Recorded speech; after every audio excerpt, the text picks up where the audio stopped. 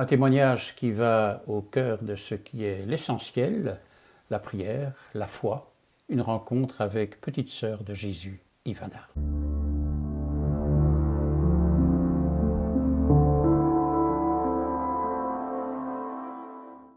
Bonjour. Sur notre chemin de Carême, je vous propose une rencontre, la rencontre de petite sœur de Jésus, Ivana, et nous allons avec elle refaire un chemin qui est son témoignage, mais aussi qui nous aide à mieux comprendre ce qu'est ce chemin pascal vers lequel nous marchons, la fête de Pâques. Alors, sœur Ivana, vous êtes ici, on vous connaît bien dans le quartier à Woluwe, mais vous êtes d'origine italienne. Oui, je suis arrivée en Belgique avec maman. Papa est d'abord arrivé fin 46 et nous début 47. C'était le temps de l'immigration italienne. Exactement, et c'était surtout l'immigration pour le travail dans les mines. Ah oui. Papa était donc mineur. Oui. Oui. Et vous avez participé vraiment à la oui, vie de la région le, d'Anderlu, c'est ça? Oui, oui. Dans le quartier même, nous étions la première famille italienne. Ah oui. Et à l'école gardienne, mon institutrice gardienne, j'étais sa première petite fille italienne. Et j'ai un souvenir extraordinaire de ma première institutrice gardienne, Madame Mailleux. Je veux me rappeler son nom. Oui. Elle vous a marqué en tout cas. Oui. Très fort, très fort. Franchement, elle nous a accueillis, elle m'a accueillie et m'a traitée comme tous les autres enfants, mais essayant toujours que je puisse donner le meilleur de moi-même, aussi petite que je sois. C'est ça. Et ça a été vrai jusqu'au moment d'entrer dans la communauté. Je suis rentrée à 29 ans. Oui. Et donc vous aviez toute votre famille avec vous. Vous êtes avec... il y a 4 sœurs? Nous étions 3. Ma sœur aînée, qui est 5 ans mon aînée, et la petite qui avait 9 mois. C'est ça. Ah ben Anna. Voilà. Oui. Et les 2 maintenant sont au ciel. Voilà. Et alors, vous avez fait tout un chemin, vous dites, qui à 29 ans vous a conduit vers une vocation religieuse. Comment vous pouvez parler un petit peu de ce chemin? Oui. Je crois que la première en chemin, c'est maman. C'est vraiment maman qui, en famille, nous faisait connaître Dieu, pas comme quelqu'un de grand, mais quelqu'un qui était très proche. Et avec elle, on priait. Et on priait tous les soirs, et le dimanche, on allait à la messe. Et nous avions une chapelle en carton bitumé dans le quartier. Il y avait la grande église d'Anderlu, qui était très belle, avec un vieux clocher qui s'appelle la Bourlette, mais je vais m'arrêter des détails.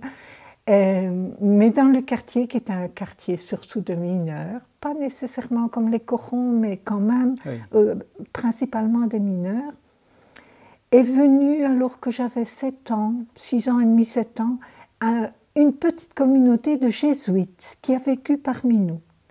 Et c'est eux, en fait, qui nous ont donné la catéchèse. Mais c'est maman vraiment qui nous a initiés. Et moi, je peux dire tout simplement que maman était quelqu'un de très confiant, qui nous a toujours montré, malgré les difficultés, malgré tout ce qui pouvait arriver, qu'on ne devait pas se... Faire confiance, en tout cas. Oui, toujours, c'est ça. On ne devait pas avoir peur, il fallait faire confiance. C'est ça. Oui. Et alors, une expérience qui finalement vous a mis en contact avec le Christ, et véritablement qui faisait partie de votre vie déjà dès votre enfance et votre jeunesse. Oui, parce que je disais, nous allions à la messe, non? Le dimanche, dans cette petite chapelle. Il y avait aussi la chorale, il y avait pas mal de petites choses. Il y avait le patro. À l'âge de 7 ans, j'ai commencé à aller au patro. Et puis cette petite équipe de jésuites, il y avait surtout le père Fauchon, qui est décédé maintenant, qui est aussi au ciel, qui nous faisait la catéchèse autour d'une table, un petit groupe. Il ne nous a jamais demandé d'apprendre quelque chose par cœur, mais il nous interrogeait si on avait compris ou pas compris. Et il y avait des examens que l'on passait individuellement. Et j'ai été préparée à ma première communion, et puis à ma communion, à ce moment-là, on disait communion solennelle et la confirmation. La profession de foi aujourd'hui. Voilà. Oui. Oui, et alors la vie religieuse Alors, c'est vrai que la vie religieuse, j'y ai surtout pensé plus tard. Il y avait une communauté religieuse dans la paroisse d'enseignantes, mais ça ne me parlait pas beaucoup. Ce qui m'a parlé à l'âge de 16 ans, c'était Charles de Foucault. Parce qu'en fait, je l'ai connu comme ça. J'ai été opérée de l'appendice. Une amie m'a prêté un livre. Et comme j'avais du temps pour lire et que j'étais contente de lire, eh bien, j'ai lu cet appel au silence. Et ça m'a frappée. Sa vie, surtout son désir de suivre Jésus. Alors ça, oui. C'était une figure qui vous a guidé toute votre vie. Du moins à partir de 16 ans, sûrement. Oui. Et j'ai aussi connu, toujours grâce au patron, une personne qui faisait partie de la communauté, de la fraternité laïque, et qui était vraiment une personne très bonne, pharmacienne, et très priante, et très simple, très simple. Et alors, du fait que je l'admirais beaucoup, ben, je me suis intéressée davantage à son frère Charles. Mais je dois dire que oui, c'est d'abord ce livre qui m'avait été donné. Oui. Mais je ne connaissais pas les petites sœurs, pas du tout. Mais alors, il y a eu quand même les petites sœurs, la petite sœur de Jésus, que vous êtes, Ivana. Oui. Là, c'est le contact d'une communauté aussi? Non, pas non plus. C'est marrant. Non, non. Je suis allée à une retraite que je devais avoir, mais je dois quand même dire que pour moi, la personne de Jésus a toujours été très importante. Centrale. Dans les années, fin des années 50, il y a eu une convention entre l'État belge et l'Église à propos des cours de religion dans les écoles officielles. Et notre évêque, Monseigneur Rimmer, que je connaissais bien, parce qu'il était... Il nous était très proche. Oui. Il était très proche des immigrés, il était très proche des gens simples comme ça. Et il a fait appel donc à des personnes pour pouvoir enseigner et donner le cours de religion. Et j'ai répondu à cet appel. Nous étions 3 dans notre paroisse. Il y en a 2 d'abord qui ont commencé. Mais moi, j'étais encore jeune, je n'avais pas l'âge de pouvoir suivre les cours à Lodère de ce temps-là, à Charleroi. Oui. Donc, et donc j'ai suivi les cours de Lodère à Charleroi, que j'ai beaucoup aimé. Il y avait différents professeurs que j'ai vraiment beaucoup aimés, parce qu'en fait, c'était très vivant. Nous étions un grand groupe, très divers aussi. Et oui, ça me parlait... Peut-être dans mon quartier, l'église n'était pas... Les prêtres n'étaient pas très bien vus. C'était une commune et certaines personnes très anticléricales. Quelque part, oui. Et je pensais que connaître Jésus, c'était important. C'était important aussi de vivre une vie, pas nécessairement extraordinaire, mais vivre notre vie engagée, d'une façon ordinaire, comme j'ai vu maman et papa. Hein. C'est ça. Ce n'est pas vu leur ça. Témoignage qui était oui, important. c'est ça, surtout. Mais le témoignage de papa, c'était surtout une aide. Oui. Le témoignage de maman, c'était aussi une aide, parce qu'elle est infirmière et elle allait aider, même la nuit. C'est incroyable. Mais aussi, elle savait accueillir, et papa aussi. C'était leur grande qualité. Et alors, pour en venir à votre engagement... Ah ben oui, j'oublie. Hein. Pour en revenir à ça. Donc, pendant 8 ans, j'ai enseigné. Dans Anderlues même et dans différents quartiers, dans différentes écoles. J'ai aussi fait des intérims en dehors d'Anderlues. Mais les 5 dernières années, j'avais un horaire complet à Anderlues. Et je me suis rendu compte que ce n'était pas suffisant. Du moins pour moi aussi. Pour que Jésus et Dieu soient crédibles, il fallait un témoignage de vie. C'est ça. Qui ne soit pas nécessairement dans une institution. Non. Mais une communauté de base. Nous rêvions d'une communauté de base et en fait on a commencé d'une façon très simple avec un prêtre de la paroisse, une autre catéchiste, une autre maman d'une autre, à cause du patron, parce qu'on se connaissait aussi à cause du patron, où il y avait un réel partage. Et puis je suis allée à une retraite Je devais avoir entre 25 et 26 ans. Je pensais que j'allais me marier un jour, hein, mais la vie religieuse, j'y pensais pas.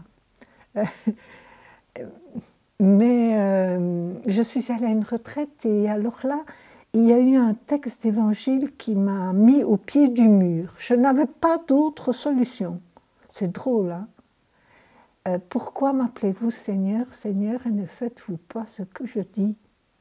Celui qui écoute ma parole se ressemble à un homme qui creuse et qui construit sa maison sur le roc.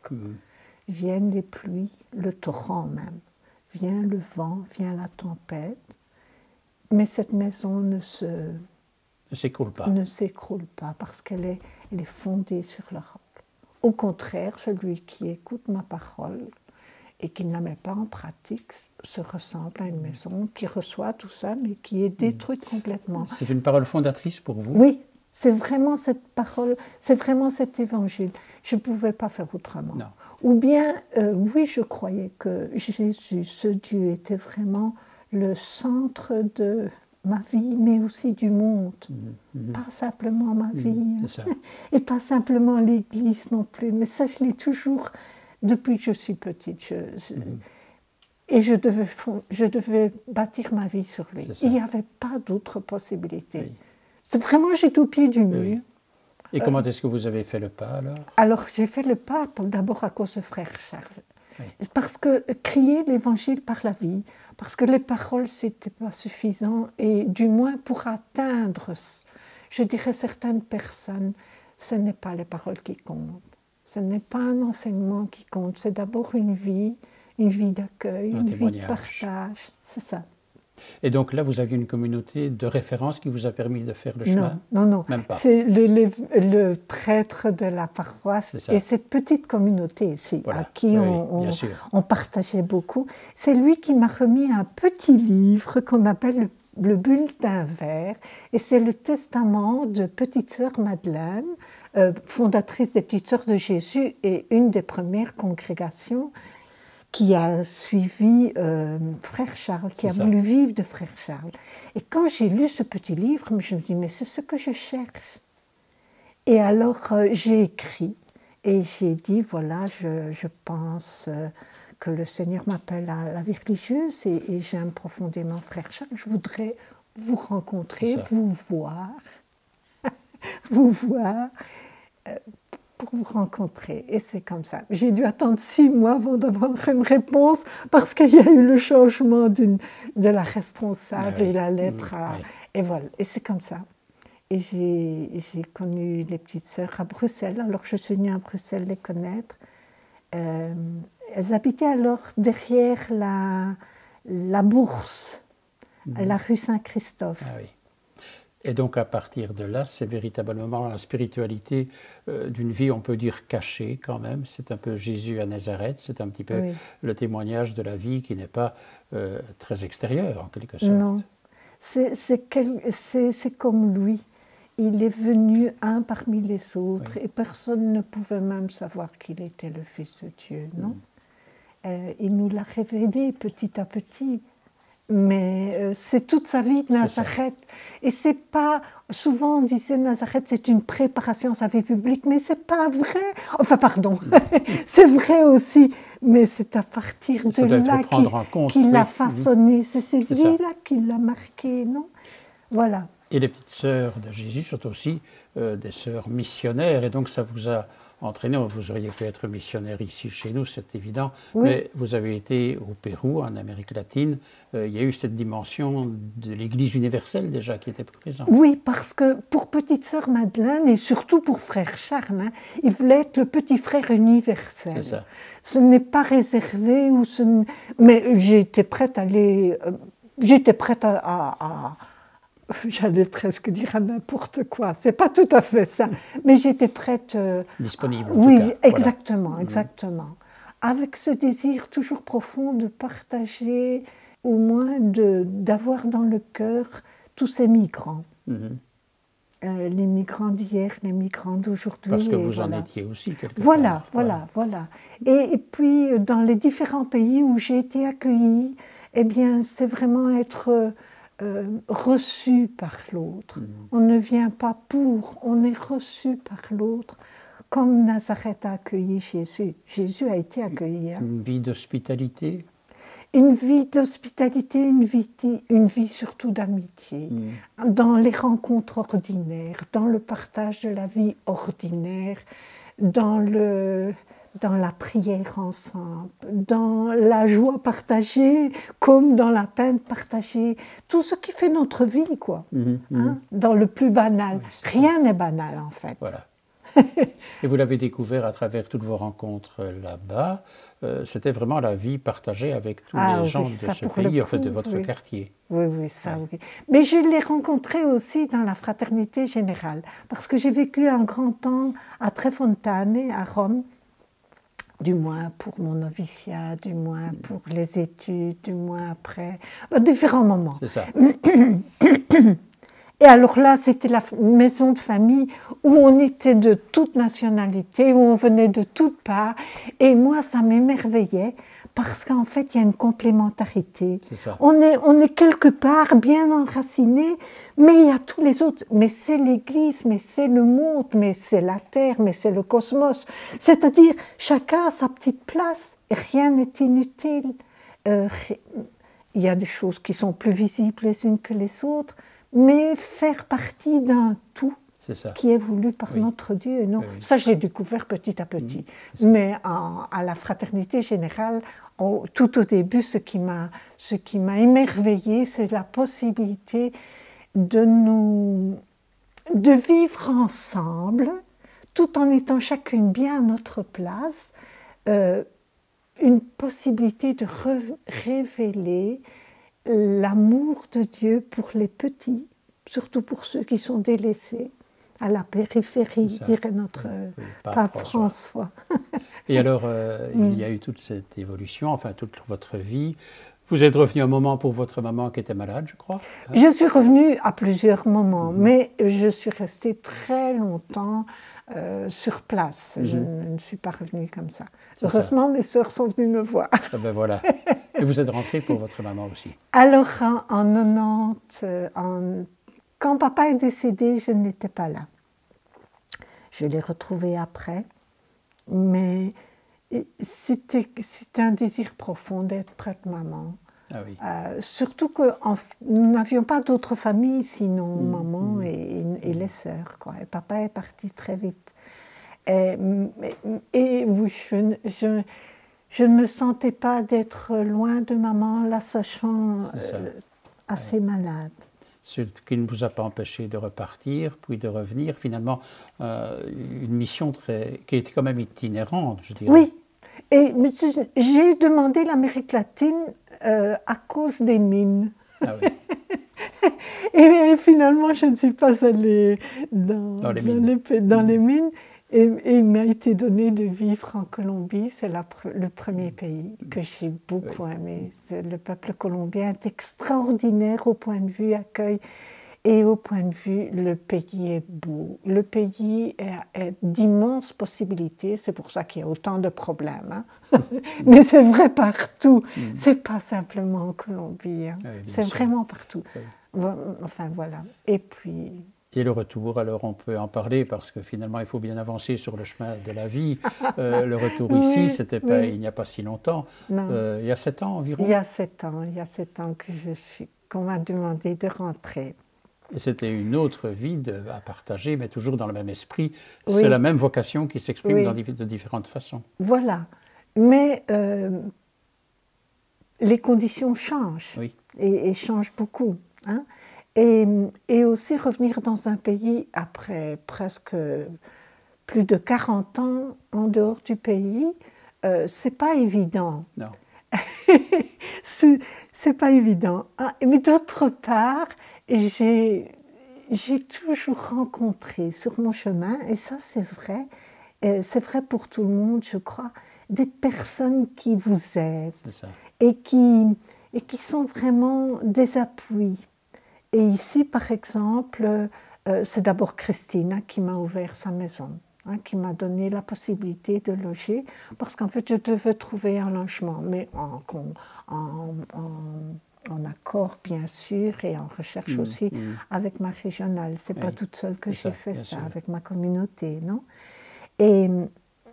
Et c'est Christina qui a ouvert la maison. Et c'est vrai que c'est une maison très accueillante, très belle, mais assez petite. Et vous nous y accueillez d'ailleurs. Oui, voilà. Assez petite, mais au milieu de la vie, en face d'une école, pas très loin d'une maison de résidence, pas très loin de l'église.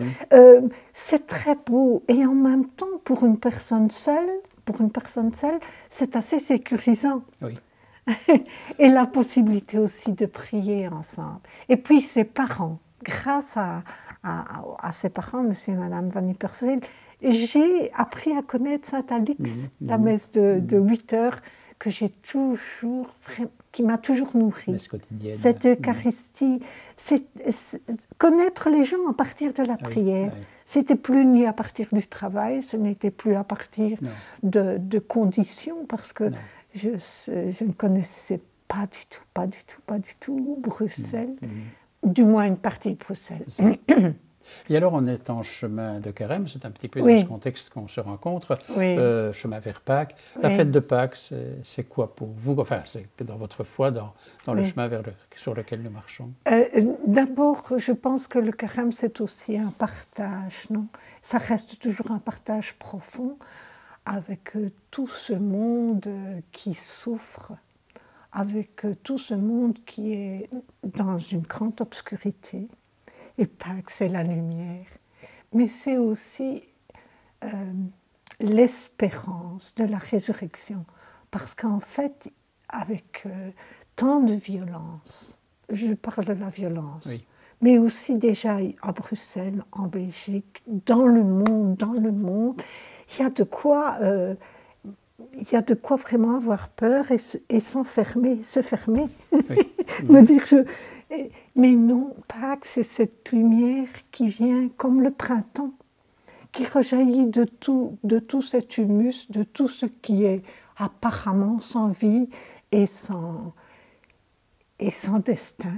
Et oui, il y a cette petite pousse, cette petite personnage. Le petit matin de Pâques. Oui, et aussi cette espérance que rien n'est perdu. Rien n'est perdu, rien n'est banal. Aucune souffrance, aucune larme, aucun rire, aucun espoir, aucun effort. Pour moi, c'est ça, Pâques. Je ne le vis pas encore profondément et pas toujours dans la joie parce qu'il y a trop de souffrance. Mais c'est vraiment une espérance. Une façon de dire qu'il n'y a pas de Pâques sans le vendredi saint qui est toujours bien là. Oui, c'est Jésus dans son corps et dans sa chair. Voici mon corps livré pour vous tous les jours à la messe, non? Oui. C'est pas une petite parole, c'est une réalité. On voit que dans votre chemin, la prière est au cœur. Je crois que dans votre vocation, c'est véritablement la prière. Oui, ce n'est pas... C'est-à-dire, quand on dit prière, on peut mettre beaucoup de choses, mais c'est vraiment ce contact quotidien avec le Seigneur qui vient. C'est ça. C'est pas moi qui vais. C'est me laisser rejoindre. Et nous laisser rejoindre ensemble, comme les disciples d'Emmaüs. C'est ça. J'aime beaucoup le disciple d'Emmaüs parce qu'en fait, c'est ça. Ils disent tout ce qu'ils ont vécu, et même dans une grande tristesse, mais ils se laissent rejoindre sans reconnaître le Seigneur. Dans la prière, on ne le reconnaît pas non plus toujours. Mais c'est notre source, c'est notre roc, c'est notre nourriture, c'est notre cri. Voilà. Et alors, vous souhaitiez... Ensemble ou toute seule? Bien sûr, bien sûr. Oui. Et vous souhaitiez faire allusion à une personnalité qui est avec vous, qui a cheminé, je dirais, dans la fraternité de Charles de Foucault. C'est le père, l'abbé Jean-Pierre Dupont, décédé à Bruxelles il y a quelques jours. On enregistre le 2 avril de 2025. Voilà. Et alors, un psaume qui vous a marqué, peut-être la figure de Jean-Pierre Dupont. Oui, ça vient de se passer, hein. Et c'est une figure de Bruxelles et de l'Église et de Frère Charles, parce qu'il était de la fraternité sacerdotale. Et c'était un homme qui savait accueillir, accompagner et surtout offrir une ouverture. Ça, je trouve ça extraordinaire. Mais il y en a d'autres. Hein. Mais lui, puisqu'il vient de partir, il vient de rejoindre, il est dans la plénitude. Il y a un extrait d'une prière que vous souhaitez partager. Oui, c'est ça. Si on peut le oui, c'est lui qui l'a composé, c'est pas moi. Oui. Et ça a été mis sur le petit feuillet qu'on avait pour ses funérailles, pour la messe au revoir. Oui, oui. Et il dit ceci, « Abba, je voudrais arriver à me dessaisir un peu de tout ce que j'ai et même de ce que je suis, pour être davantage disponible à l'imprévu. Je ne sais pas que m'attend demain. La vie est pleine de surprises, mais je voudrais vivre chaque événement dans la confiance. Lorsque j'écoute mon désir profond et l'aspiration de toute la création au bonheur, je crois qu'il n'est pas possible que ce gémissement se fasse en vain. J'aspire, pour être comblé, à m'en remettre à un autre. Ce qu'il y a de meilleur en moi et d'inalléable, s'il est en communication avec l'invisible. C'est au plus profond de moi que je te rencontre, Dieu. » Une façon de rejoindre aussi le Père, je m'abandonne à toi de Charles de Foucault. Exactement. Et alors peut-être un psaume, qui est le psaume du jour, que vous vouliez peut-être nous partager, et je dirais presque en conclusion, comme ce qui peut nous envoyer sur les chemins de Pâques. Je trouve que justement la prière, et les psaumes, c'est la prière avec tous ceux qui nous ont précédés. Hein. Alors, béni sois-tu, Seigneur, Dieu de tendresse et d'amour. Le Seigneur est tendresse et pitié, lent à la colère et plein d'amour. Le Seigneur est bonté envers tous et sa tendresse pour toutes ses œuvres. Le Seigneur est vérité en ses paroles, amour en toutes ses œuvres. Il retient tous ceux qui tombent, il redresse tous ceux qui sont courbés. Le Seigneur est justice en toutes ses voies, amour en toutes ses œuvres. Il est proche de ceux qui t'invoquent, de tous ceux qui t'invoquent en vérité. Vous rappelez peut-être pour ceux qui voudraient rejoindre le psaume, ce numéro du psaume? Oui, c'est le psaume 144, c'est une partie. C'est le psaume d'aujourd'hui. Hein. C'est même pas moi qui l'ai choisi. Aujourd'hui étant le 2 avril. Voilà. Eh bien, merci, petite sœur Ivana, petite sœur de Jésus, Ivana. Et vous l'avez remarqué, durant tout ce carême, nous avons pu rencontrer un laïc et homme de communication, théologien et philosophe qu'est Emmanuel Tourpe, de rencontres. Nous avons vu un prêtre, l'abbé Benoît Lobel, le doyen de la cathédrale, un couple, Yves et Martine Vanout, qui nous ont apporté leur témoignage, et une religieuse, merci, aujourd'hui avec petite sœur Ivana, petite sœur de Jésus. Alors, merci d'avoir fait déjà ce chemin et déjà prêt, je crois, pour entrer dans le temps pascal, à la belle fête de Pâques. Je vous souhaite une belle progression vers Pâques, une bonne fin de carême, mais le carême ne se termine pas autrement que par la fête de Pâques, et donc déjà une belle célébration de Pâques.